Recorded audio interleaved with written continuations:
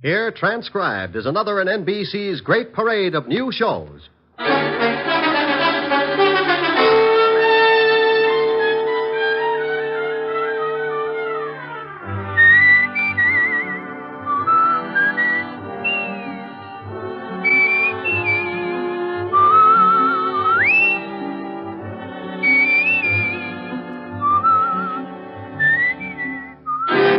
And now, Dick Powell as Richard Diamond, private detective.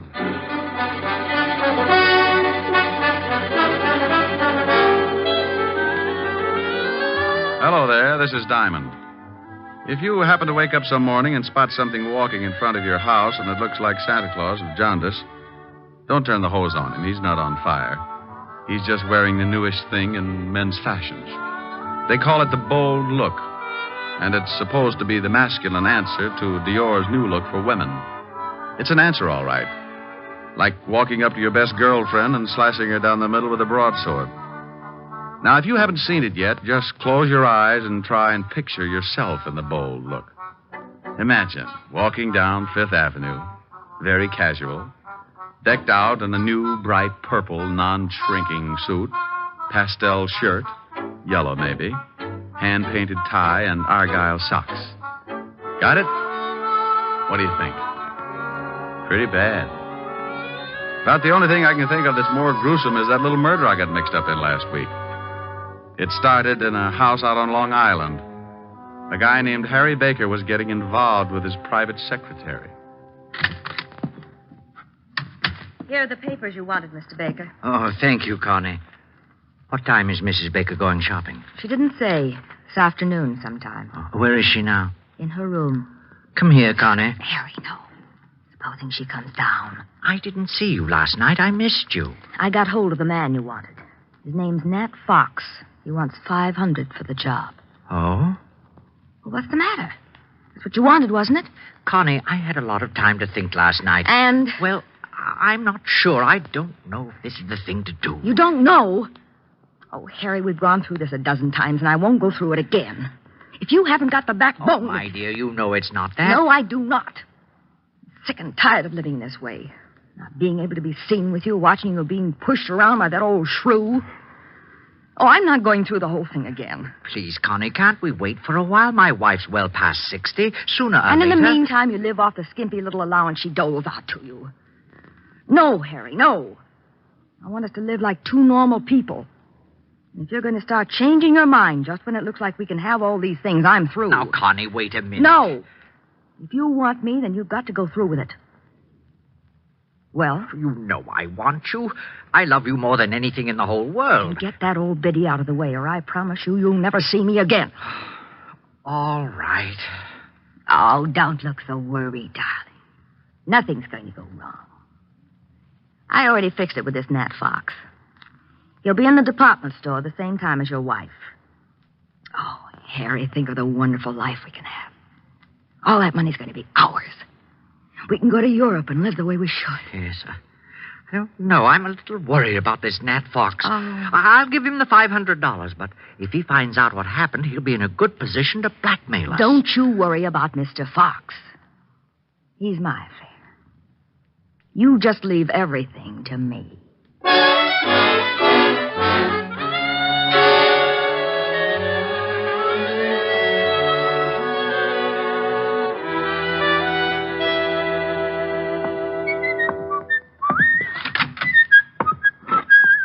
Well. Hello, Otis. What do you want, Diamond? I thought I'd drop in and see the lieutenant. Aren't you glad? You want me to make you feel good, or do you want the horrible truth? The truth, Otis. I'll steel myself. You turn my stomach. I couldn't without a bulldozer. Very funny. When are you going to go on a diet, Sergeant? Eh? You're beginning to look like Dumbo with a goiter. Hello, Walt. Oh, no. Who's dead this time? No, don't be silly. I just came down to talk to see how you were. I don't believe it. Say something without corpse in it. Your smile is like the first dawn of an Indian summer. You said Indian. So what? If you said it, he's dead. All right. If that's the way you feel about it, goodbye and good luck. Oh, now, wait a minute. Stop being an idiot. That's all right, Walt. I understand. Now, come back here. You know very well I'm glad to see you. And you think just because I come down to see you, I've gotten mixed up in some kind of a murder? Oh, a fine friend. Now, you stop acting like that. You're a worse ham than Otis. That did it. I'll never send you a good dead body again. Is that a promise? Is what a promise? That you'll never send me a good dead body again. Oh, want me to break the law, huh? Hold out police evidence. Of course not. You know I was only kidding. Just like the police force, making fun of a corpse. I have never made fun of a corpse. So that's what's the matter. What? Too serious. That's what's ruining your stomach. Oh, now stop that. You know what's wrong with my stomach. I've been working too hard, that's all. So the next time I find a corpse, you'll want to take a vacation. This precinct is more corrupt than I thought. What do you mean, corrupt? Just what I said. I find you a corpse and you won't even look at it. You want to go on a vacation. I don't want to go on a vacation. I'll look at the corpse. What corpse? The one you wanted me to look at. There you go, acting like I've gotten mixed up in another killing. Trying to make it look like the corpse is mine. What? Well, it's not my corpse. It isn't? No. Well, whose is it? Well, you know. You tried to frame me with it. I did not. Don't you try to shove that body off on me. Yeah, what is it? Oh, hello, Helen. It's for you, Rick. Thanks. Hi, baby. Hold it a minute. Walt, you better do something about that body. Oh, yeah. Otis, put in the general alarm. Diamond's found another killing. Oh, wait a minute. No, Walt, it's your killing, remember? Oh, yeah. Forget about the general alarm, Otis. I've got... Oh, Diamond. Sure, Helen. I'll meet you at the store. Oh. Sure. I love you. Bye. Oh. Walt, what a funny look. You're all red. Walt, you're turning blue. Well, I got to go shopping with Helen. I hope you find the body. Bye. Lieutenant, I'm still waiting. Sergeant. Yeah, Lieutenant? Shut up.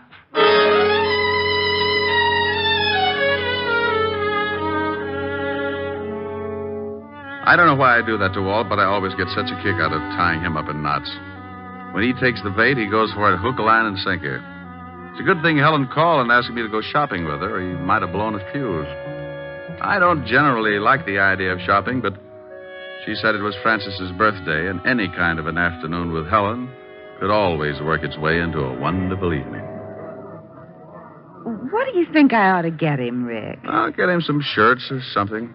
Hey, look at these. Rick, get away from that counter. What's the matter? My hips too big? Oh, I wonder if these come in baby blue. Rick, now stop that. People are looking. Is there something I can do for you? You seem to be interested in the lingerie. Is there something I can show you? Oh, I'm looking for something for a birthday. Oh, well, then may I suggest a nightgown, perhaps? We have some lovely numbers. This is for Butler. A butler? Yes. Oh, then you were thinking of getting something for the lady, too. No. Just seeing whether the baby blue went with my eyes. Well, really. Oh, come on, Helen. Rick, she must think you're crazy. 5 minutes more, and there wouldn't have been the slightest doubt. This is fun. Rick, that woman, What woman? the elderly one over there with the mink stove. Oh, yeah. I just saw her put a box of stockings in her purse without anyone seeing her. You saw it? Yes, but the clerk didn't. And she left the counter without paying. I know. You know? Oh, sure. I spotted her 5 minutes ago. Not a very good shoplifter. That's stealing.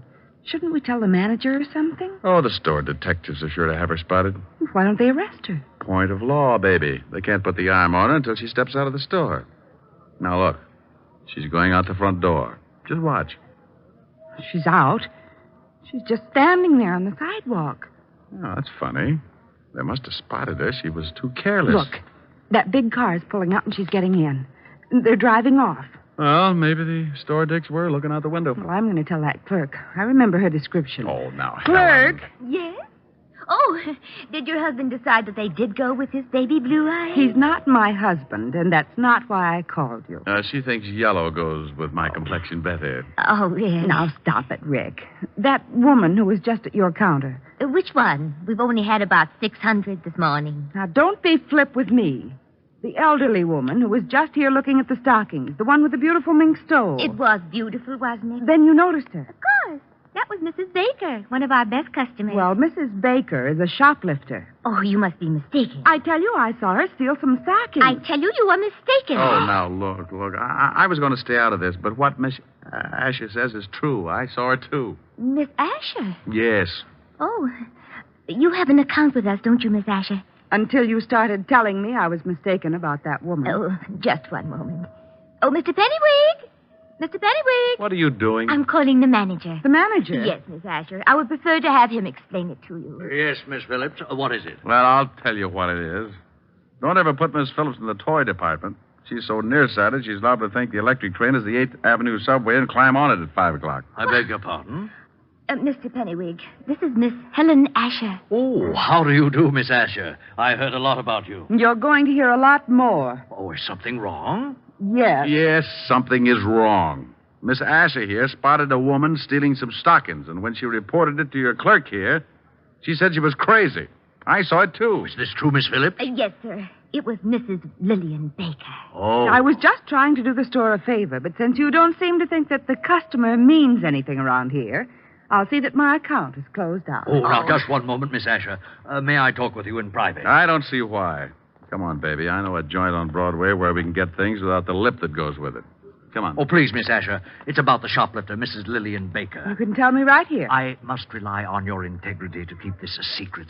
You see, we know that Mrs. Baker stole those stockings. She steals something nearly every day. What? She's very wealthy, very eccentric, and very much a kleptomaniac. Oh. Her husband handles all her affairs, and he's instructed us to watch her and send him the bills for the goods she steals. Oh. Well, can't you break her of the habit? Her husband must lock his pants in the family vault every night. Yes. She's under a doctor's care, and he advises letting her continue, but without her knowing that anyone else has found out her secret.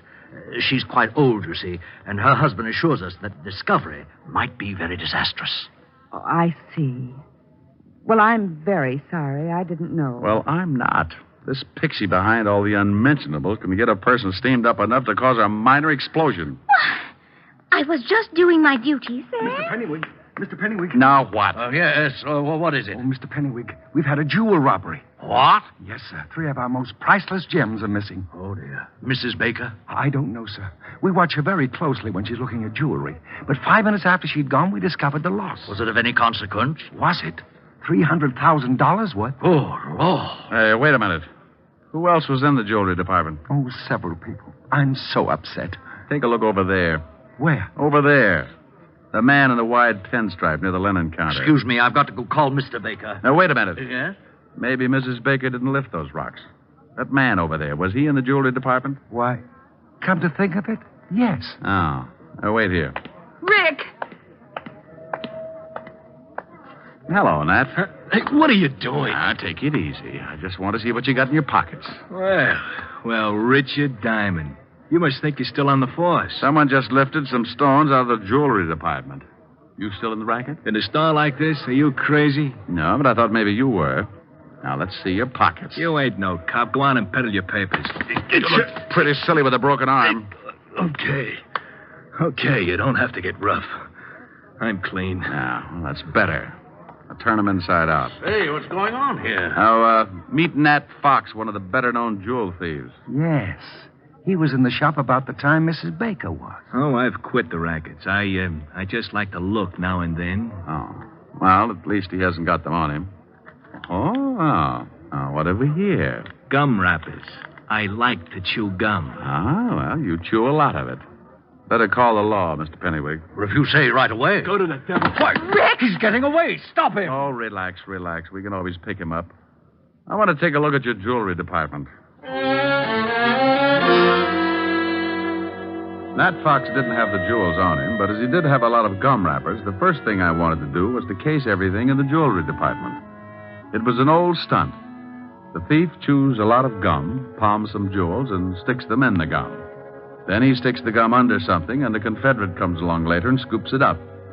If the thief gets spotted at the scene, he's clean, just like Fox was when I searched him. Well, I looked under everything, on everything, in everything. There was a lot of gum, all right, but no jewels in any of it.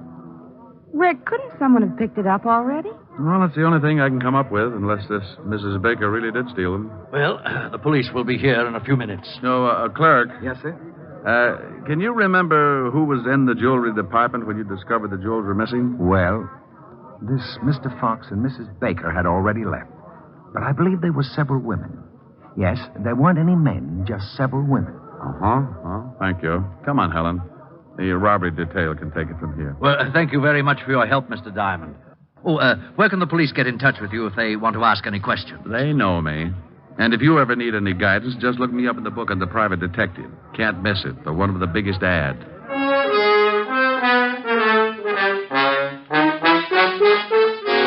Helen and I got out of there just as the prowl cars were pulling up at the curb. I stuck my tongue out at a few old friends and climbed into her king-size convertible. We took a couple of turns around Central Park, and she dropped me off at the 5th Precinct in my dear old buddy, Lieutenant Levinson. Don't you dear old buddy me. You get out of here. Temper. I will not be subjected to any more of your fiendish humor. I won't go through another one of these routines of yours for promotion. I promise I'll be good. Oh, no, you don't. That's the most dangerous thing you could say. Yeah, what is it? Suicide, Lieutenant. See, look what happens. It already has happened, Lieutenant. She did it 20 minutes ago. I wasn't talking to you, Melonhead. Now give me the dope. You got him. You shut up. Yeah, Lieutenant. Oh, not you, Bird Brain. Let's have the report. Oh, Mrs. Lillian Baker jumped 3 floors from a balcony. Husband Harry Baker made the report. Port Washington, Long Island. Thank you, Sergeant. What, did he say Mrs. Lillian Baker? Yes, he said Mrs. Lillian Baker. Now, if you'll excuse me, I've got to get out to Long Island. Well, let's go. I'll grab my coat. Now, wait a minute. What makes you think you're coming along? And why in blazes are you interested in Mrs. Lillian Baker? If you know something, by heaven, I'll... Walt, you're turning blue again. Come on, I'll tell you on the way.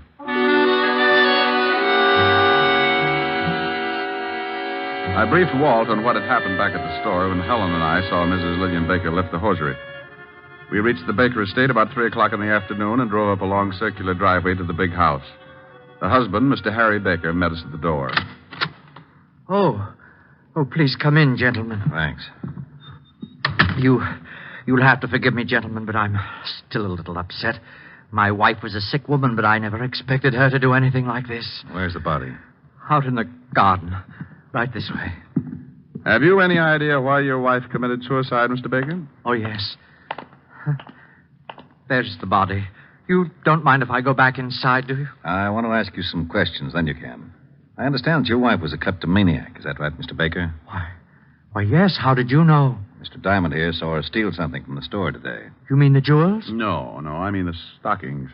Did she steal the jewels? Why, yes. I found them under her mattress after the store called and told me of the loss.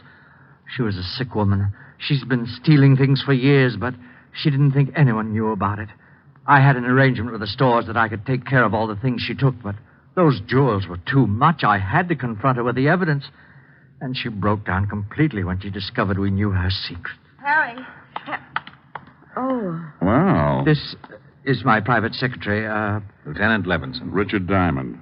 Oh, Miss Constance Loring, Lieutenant Levinson, Mr. Diamond. How do you do? Well, pretty good. I'd like to tell you about it sometime. Don't dead bodies make you a little nervous, Miss Loring? What? Miss Loring was here when my wife jumped. She's already gotten over the initial shock. Oh. She's been in the library calling some of my firms to tell them I won't be at work for a while. How long has she been here? Why, all afternoon she's been taking some dictation. With her hat on? Oh, well, you see... Forget it. Tell me, did your wife jump from that balcony, Mr. Baker? Yes. 3 floors. About a 4-foot railing around the balcony. If you think that there's been any foul play, you can check with her doctor. He'll tell you she could easily take her own life if her secret was discovered. I'd like to talk to him. What's his number? Evergreen 54469. Dr. Leonard Bischoff. Thanks. While you're calling him, Rick, I'd like to see those stolen jewels, Mr. Baker. Certainly. Right this way. Phone's right over there on the stand, Mr. Diamond. Would you open the safe for the lieutenant, Connie? Mr. Loring?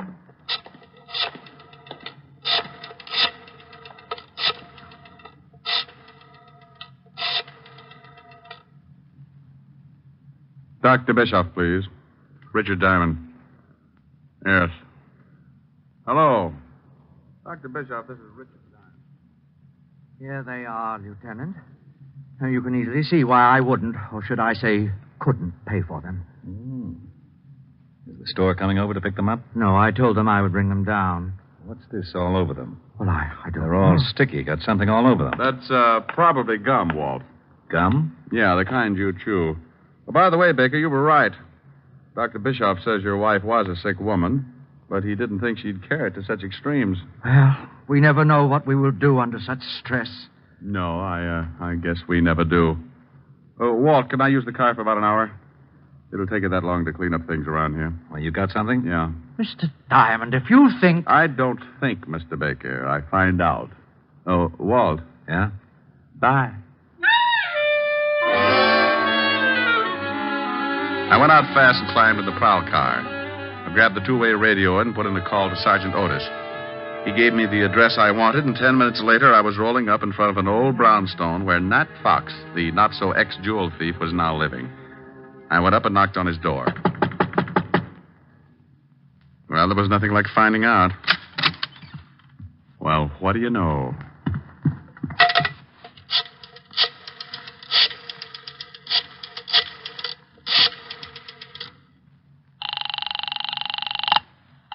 Mr. Baker's residence. Let me speak to Lieutenant Levinson, dear. He's right here. Hello? Walt, I'm over at Nat Fox's place. Now, don't say anything. Right. You remember I told you I spotted him right after the theft and shook him down? Yeah? Well, he's through giving the police department headaches. What do you mean? He can't explain the 2 bullet holes in his head. I called the station and had them send over the wagon, then I took off for the department store.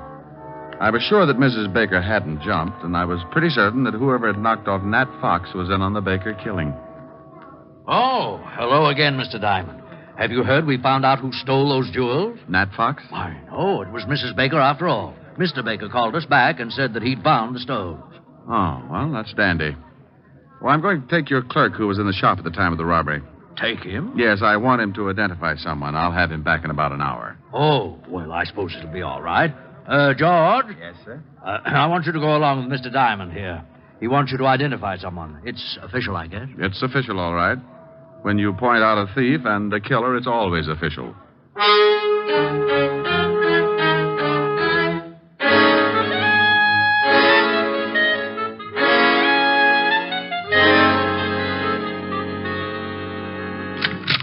Rick, what took you so long? Walt, this is the clerk from the department store where the jewels were stolen. How are you? What's he here for? I want him to see if he can identify someone. Oh, where are Baker and his lovely secretary? In the library. Come on. Now, look, George, I Yes, want sir? you to stand outside this door until I call you. Then I want you to come in and see if you've ever seen anyone in the room besides myself and the lieutenant. I'll do my best, Mr. Diamond. That's all I want. Come on, Walt. What are you up to? Surprise. Well, hello. Why, hello, Mr. Diamond. Come in. Thanks. How are you, Connie? I see you've taken off your hat. You're very observing. I sure am. Why did you kill your wife, Mr. Baker? What? All right, I'll word it a little different.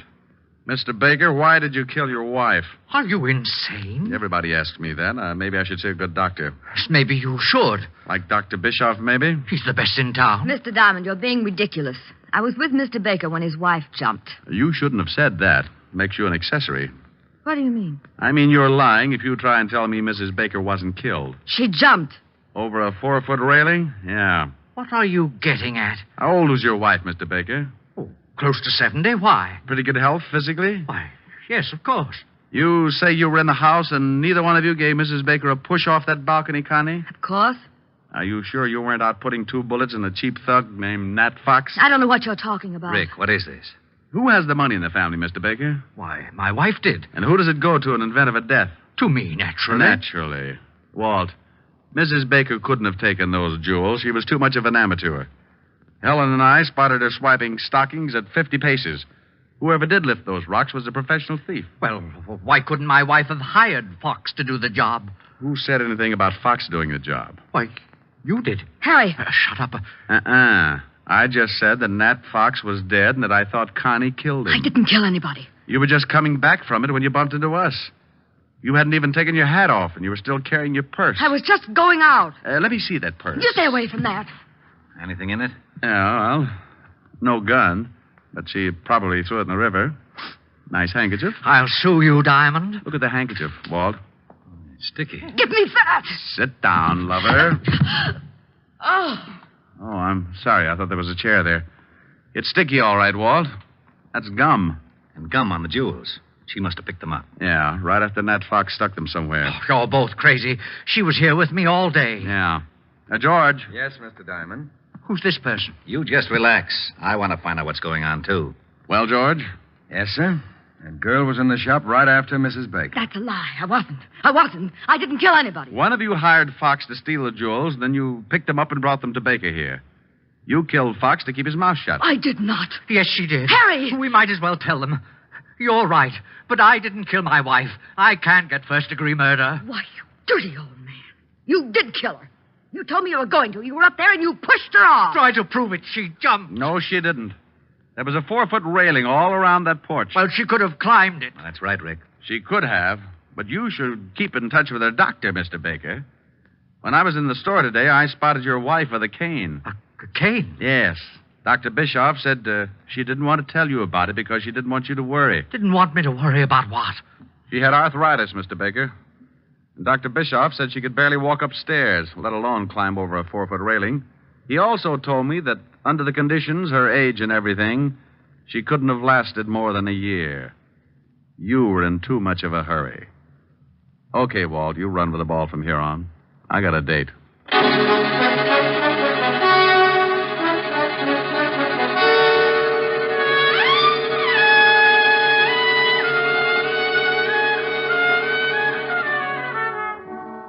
Rick, Hmm? you didn't tell me what you did after you left me this afternoon. Oh, I just fooled around with Walt for a while to kill the time. By the way, what did you finally get for Francis? Oh, I got him something in the newest fashion. It's called the Bold Look. What? It was pretty ghastly, but he loved it. Oh, tell me what you got him. Well, a purple suit. Non-shrinkable. Yes, how did you know? It figured. Go on. A green shirt, one of those hand-painted ties. Rick, where are you going? Oh, I can't stand it. Oh, that's wonderful. What is it, Rick? What is it? I thought you were supposed to be bugged on South Pacific. Oh, is that what it's from? Yep. Goes on next to closing, right after Fink's Mules. It does? You better get those tickets again. See what it's all about. Well, give me a preview. You'll hate me in the morning. There's an answer for that. Yeah. Younger than springtime are you, softer than starlight are you, warmer than winds of June are the gentle lips you gave me, gayer than laughter are you, sweeter than music are you, angel and lover, heaven on earth are you to me. And when your youth and joy invade my arms and fill... Hey, what's that? What? That standing in the corner. Oh, Francis. That's Francis, Rick. What are the odds? Oh, yes, sir. It's me. Now, Rick, be careful what you say. That's the new Bold Look. Well, turn it off. It's getting bilious. Don't you like it, sir? Now, Rick. No, well, Francis, I think it's, yes, it certainly is. I think it's rather gay, don't you, sir? The gayest. Oh, my goodness, I forgot something. Does it look like a stomach pump? Forgot something? Yes, miss. The outfit wouldn't be complete without them. Well, hurry up. I'm going to black out any minute. What did you forget, Francis? The spats. Spats? Yes, sir. Seersucker spats. And they were lovely.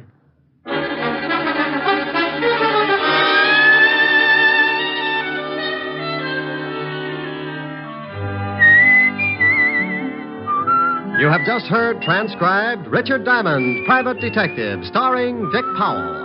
Helen was played by Virginia Gregg, Lieutenant Levinson by Ed Begley. Also in our cast were Wilms Herbert, Lorene Tuttle, Joseph Kearns, Peter Leeds, and Joe Forte. Music was under the direction of Frank Worth. Richard Diamond is written by Blake Edwards. Dick Powell soon will be seen in the screen version of the best-selling novel, Mrs. Mike. Now, this is Eddie King inviting you to be with us again at the same time next week when we will again bring you Dick Powell as Richard Diamond, Private Detective.